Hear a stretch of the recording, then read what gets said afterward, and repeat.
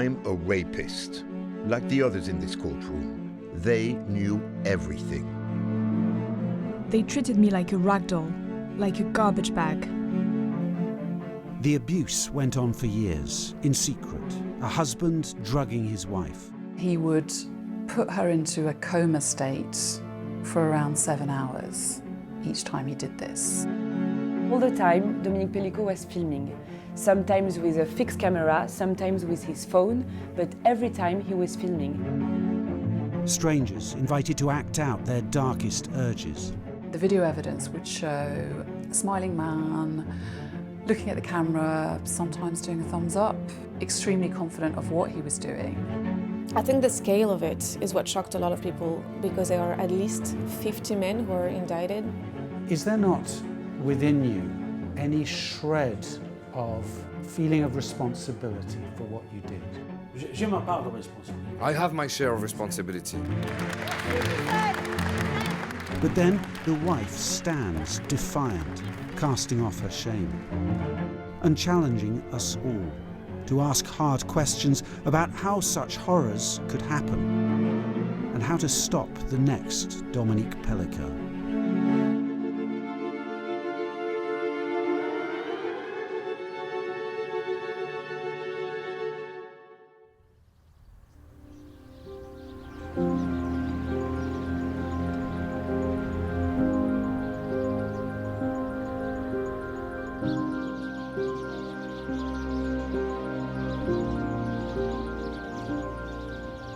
Mazan is in many ways a very picturesque, classic village in Provence. It's in the middle of a wine-growing region, fruit-growing region.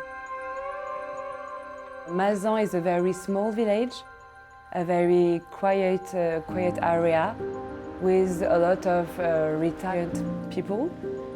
It's very sunny and a lot of people come here because there are beautiful landscapes. You have beautiful stone houses with pastel shutters. It's a vibrant village. It's a village with life. It has a school, it has a pharmacy, it has a hairdressers, a bakers. People know each other there, and then you also have couples who retire there from Paris, which was the case of the Pelicots. They lived on the edge of the village in a little house with a small pool. They moved in Mazan in 2011. They had a lot of friends. They are very social, they know their neighbors very well, and they have a lot of friends there.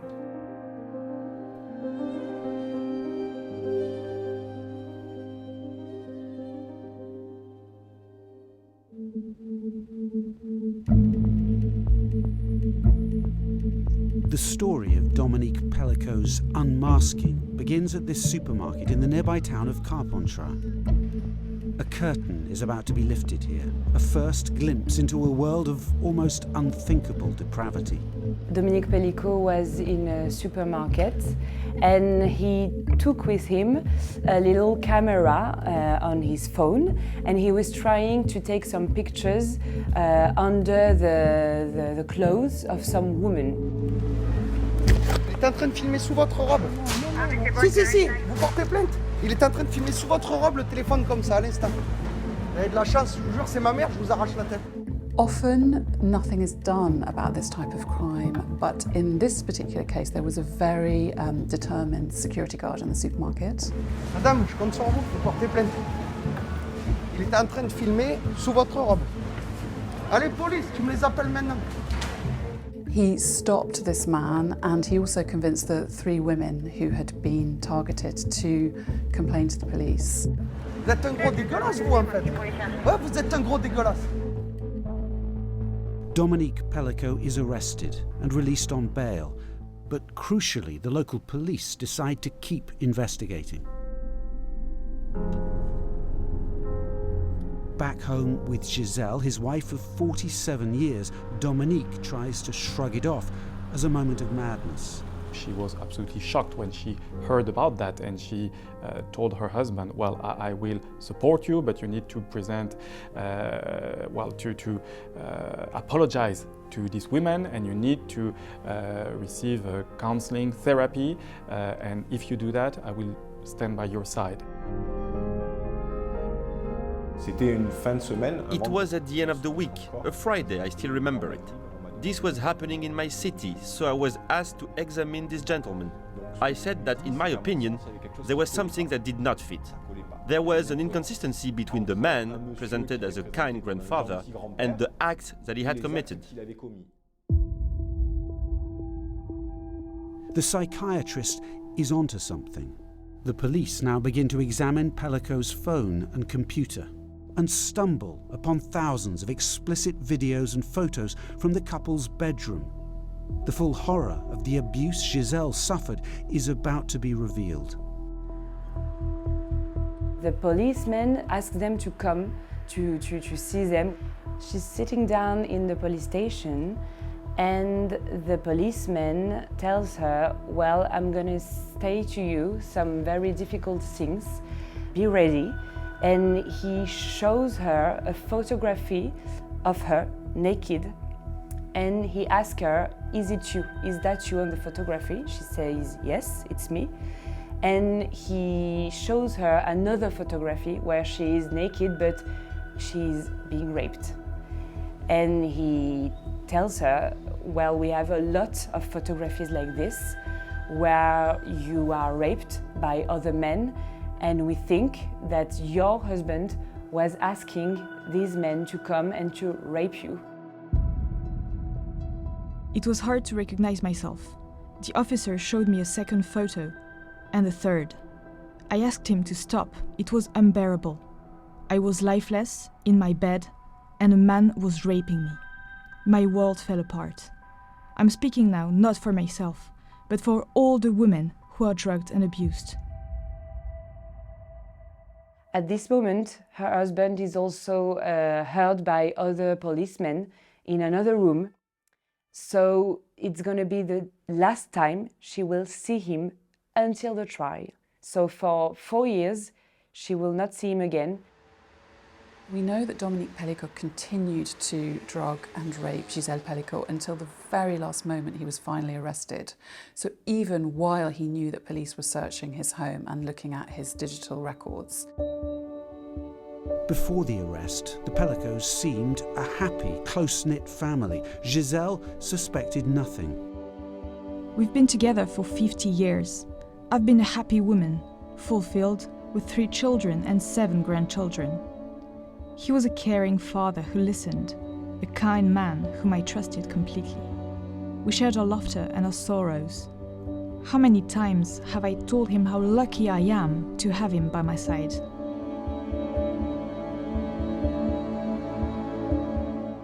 On retirement, the couple moved to Mazan from the Paris area. Gisele had worked in admin for the electricity company EDF. Dominique had been an electrician. It's a close family. Dominique and Gisele Pelicot have 3 children, a daughter, Caroline, and 2 sons, David and Florian. And yeah, they had a very, very good relationship.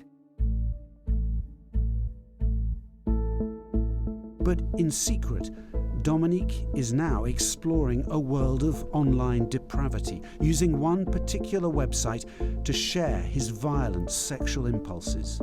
Coco was a website which of course has now been shut down, which was a website where you could meet people, exchange imagery, lots of which was illegal, sell drugs. It had several chat room facilities. The accused men who were using it to seek sexual encounters or sexual imagery of certain descriptions. For nearly a decade, perhaps far longer, he uses Coco to invite dozens of men to the family home, to the couple's bedroom. When he was connecting on his website, he was using a term, so à son insu, without her knowledge. And this was a chat room which Dominique Pelicot used a lot.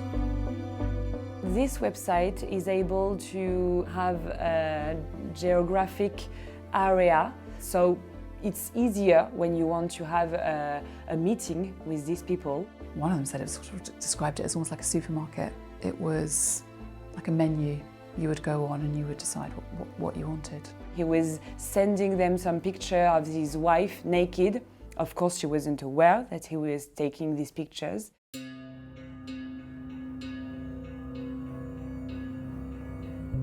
Gisele knows nothing of this. That's because she's being drugged by her husband. According to what he said, he was telling them the truth, that she would be drugged and that she would be sleeping. He said he would put her into a coma state for around 7 hours each time he did this, which would allow him, again very methodically, to undress her from her pajamas, dress her in various items that he had chosen, invite men to rape her himself, take photos of her, change her back into her pajamas, having cleaned her in, again, a very sort of medical manner. He said that he did this to her 2 to 3 times a week, which is more than the videos show. The question is, how did he get the expertise? How did he get the dosing to this point? He says that he simply experimented with the drugs and he would crush them into her food. She would often go to bed and read, and he would come in with a little tray and a bowl of raspberry ice cream, which is her favourite flavour ice cream. And she thought, well, this is such a lovely guy, he's such a love. Not for a single second did I doubt this man. I would have given him both my hands to cut off. Over the years, the drugs take a heavy toll on her health. Gisele becomes confused, even fearful she's dying. I'm convinced I've got Alzheimer's. Dominique takes me to see a neurologist who reassures me that it's not that disease. And Dominique also reassures me. My brother-in-law, a doctor, says I need a scan, and Dominique comes with me. I think I'm going crazy because I'm so absent-minded, and my friends notice it too.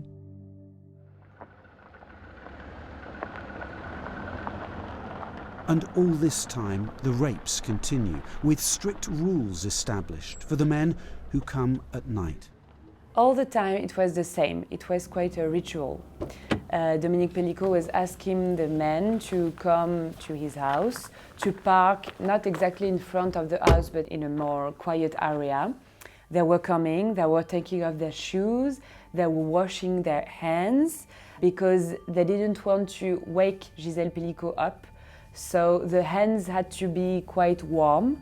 They just took their clothes off and they were going to the room to rape her. So who are these men? They've all connected on the same website, a site that links people living close to each other, so most are from Mazan or nearby. 3/4 of the men have children. Half are in steady relationships. Almost half have criminal records, but they range in age from 27 to 74 and have a wide variety of jobs. They are a mixed bag and, you could say, a cross-section of French society. It is possibly one of the most shocking aspects of this case, how easily he found 50, maybe 100 men in the neighboring area willing to participate in these scenarios. It's harrowing to think about.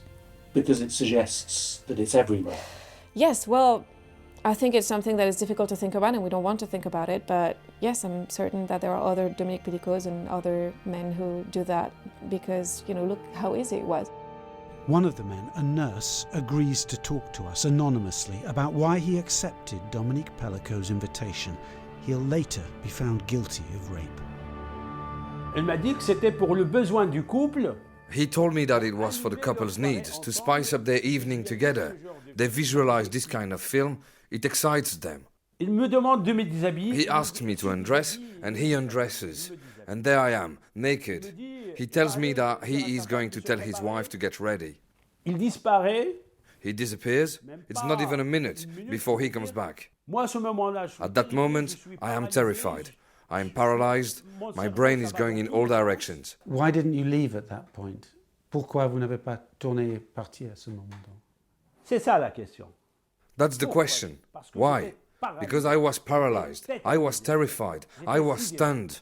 I would even say I was fascinated by what was happening. Is there not within you any shred of feeling of responsibility for what you did? J'ai ma part de responsabilité. I have my share of responsibility. In this case, there isn't one responsibility. There aren't two responsibilities. There aren't three. There are a multitude of responsibilities that led to Mrs. Pelicot being traumatized and mistreated for years. Des années.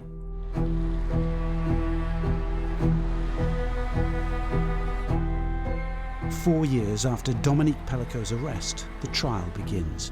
Of the many dozens of men who came to the couple's house, prosecutors have charged 50.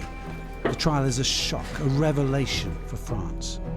At first, when Gisele Pelicot arrived in September, she was very discreet, she was a bit shy, she was very stressed. But it's at this point that Gisele makes an extraordinary decision to waive her right to privacy. Instead, she wants an open trial, and it seems the world is now watching. She had these sunglasses that she used to hide her eyes, to be in this room knowing that there would be all eyes on her. As each week went by, she presented herself as stronger and stronger and stronger as the case went on. In court, Dominique declares that he is guilty, but no more and no less than all the other men on trial. I'm a rapist, like the others in this courtroom. They knew everything. They cannot say the contrary. You're not born a pervert, you become one. But almost all the accused plead not guilty, saying they were confused, intimidated, mistaken. For many of them, they were involved in a libertine project with the couple. They thought it was a couple's arrangement, only to discover that it was actually a sinister and criminal scheme devised by the husband. I think it's bullshit. If you're in a situation where you're in an intimate contact with somebody and you're not sure they want to be involved in whatever's happening, you stop. Less than half of them admitted raping. Even some of the men said, well, my brain switched itself off, my brain was cut off from the rest of my body, and I simply didn't know what I was doing. Some of them said that they were victims, that they were collateral victims of Dominique Pelicot because he had told them what to do and they were simply following instructions. And one of them, who was a former record shop worker in Avignon, said, I was curious. Yes, I did rape. He also discussed with Dominique Pelicot drugging one of his own girlfriends with a view to her being raped. For those pleading not guilty, there is one huge obstacle, something rare in any rape trial. One of the particularities of this trial is that everything was filmed and meticulously recorded by Dominique Pelicot. It can be short video, long videos. It's always very clear. You see everything. The light is strong and it's absolutely awful. On many of the videos, it's possible to listen to Mrs. Pelicot snoring sometime, and it's even more disturbing. It's possible to listen to her choking when some of the men are abusing her. So it's absolutely obvious that she is sleeping, and when the defendants, a lot of them pretend that they didn't understand, that she was completely unconscious, that she was sleeping. And with this video, you understand that they are lying. When we were looking at the dates, one day she said, but that was my birthday evening, or the 31st of December, or Valentine's Day, or to discover that it had happened in her daughter's beach house, so in her daughter's bed in the beach house. So the circumstances were extremely disturbing. Sometimes you would have an accused man who said, no, I didn't do anything. I don't even remember going to the bedroom, or I did go into the bedroom, but perhaps I'd been drugged. And then the video evidence would show a smiling man, looking at the camera, sometimes doing a thumbs up, extremely confident of what he was doing.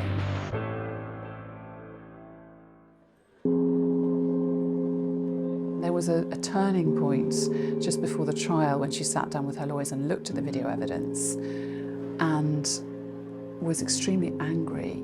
There was a moment of indignation, her lawyers said. And she thought, well, you know, I'm not hiding anymore. This needs to be seen. People need to see what's happened to me. I realized I had nothing to be ashamed of. I had nothing to be ashamed of. I've been raped 100 times, and it was difficult to take the decision to broadcast these videos. But it also allowed us to find out the truth. The shame is not ours to have, it's theirs. It was difficult for anybody in court to see those things, but everybody knew that it was about bearing witness.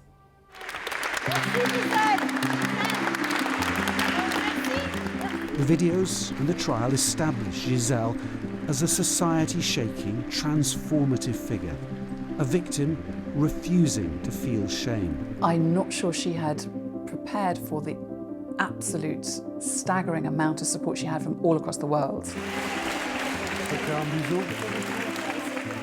I just hope that her case will help justice to change laws. She understood that she wasn't the defendant here and that she could just walk in that courtroom and be proud of her. She do it to give strength to all the women who don't have the courage to go on trial, to fight. J'ai été profondément touchée. I was deeply touched by this outpouring of support, which gives me a sense of responsibility. Thanks to all of you, I have the strength to fight this battle to the end. A battle that I dedicate to the women and men around the world who are victims of sexual violence. To all these victims, I want to say today, look around you, you're not alone. I would thank her for speaking up for victims of sexual violence because there's so many of us. I don't doubt that every woman has been through something, you know. And in that way, she represents all the women in the world.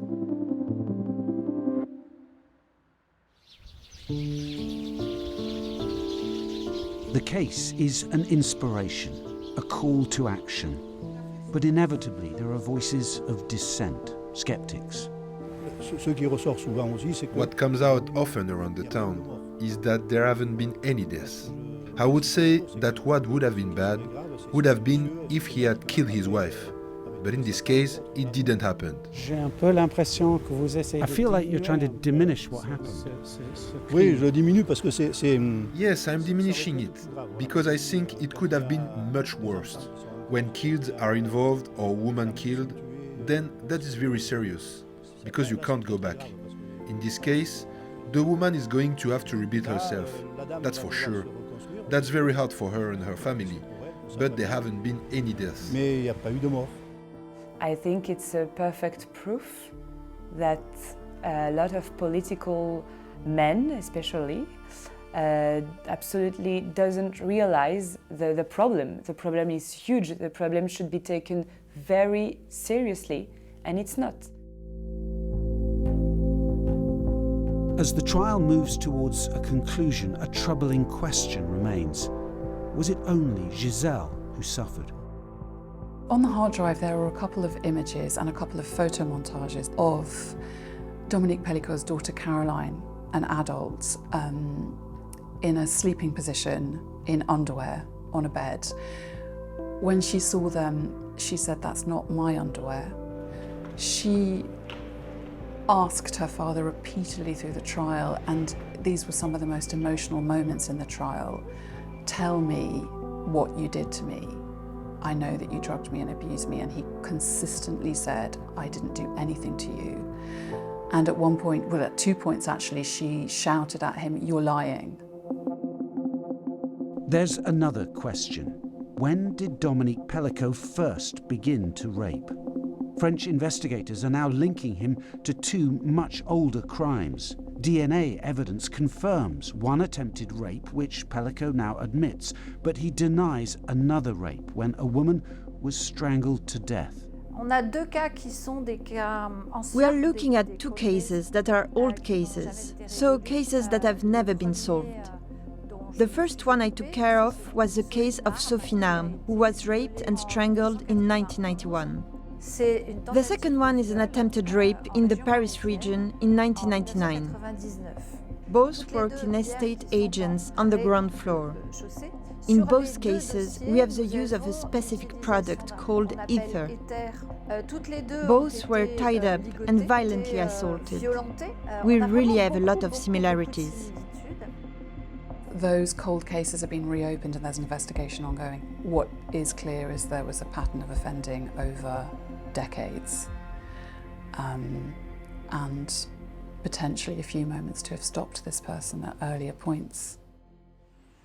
All this reinforces the image of a deeply manipulative man, living a double life, unable to feel empathy. He's very arrogant and very confident. It can be surprising. He could fear the people in the room. He could fear his wife, his daughter, who hates him, but he doesn't. He doesn't. He behaves and he just stay there and look at everybody. What was striking about my examination was that, on one hand, I had the story of a Mr. Pelicot, father of three, grandfather, came to retire in the south of France, appreciated by his neighbors, and on the other hand, this individual who had succeeded over the years in setting up a perverted scenario. It's a mechanism that is well known called splitting. Splitting is a psychological mechanism where you compartmentalize your mind almost like a hard drive.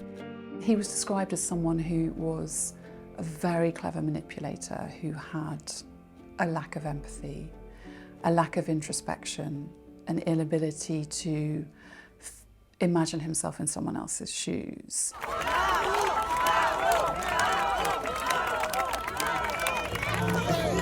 As the trial ends, there's an outpouring of support for Gisele. The guilty verdicts for all the men and a maximum 20-year sentence for Dominique Pelicot, no surprise. But this case stopped being about the rapists a long time ago. Instead, it's become the story of one woman who's made us all think harder about consent, about drugging, about courage. I want to express my deepest gratitude to all the people who have supported me throughout this ordeal. I was overwhelmed by your support, and I drew from it the strength to come back every day to face these long days of hearings. I wanted to open the doors of this trial last September so that society could see what was happening. I have never regretted this decision. I have confidence now in our capacity, collectively, to find a better future in which men and women alike can live harmoniously together with respect and mutual understanding. Thank you. Je vous remercie.